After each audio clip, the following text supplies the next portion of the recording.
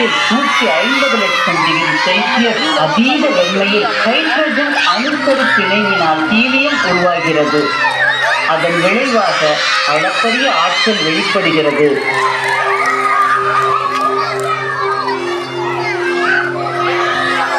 சூரியனின் புறப்பரப்பு சூடேறி அயனியாக்கப்பட்ட வாயுக்களால் கொந்தளிக்கும் கடல். அந்த வெப்பச்சலன மேல்மட்டம் உள்ளபடியே அடுப்பில் கொதிக்கும் குழம்பை போல் குமிழிக்கு தோன்றுகிறது.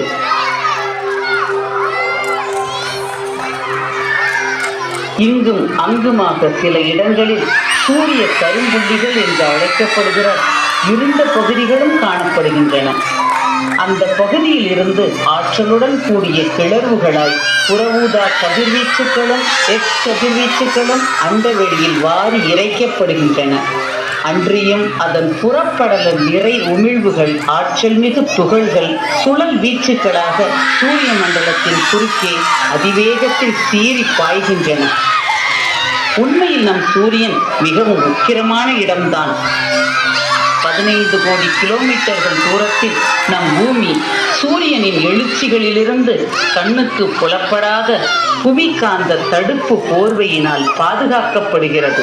அதன் விளைவாக பூமியின் வட தென்துருவ வானில் அழகிய சுடரொளிகள் மின்வெட்டலாய் பளிரிடுகின்றன.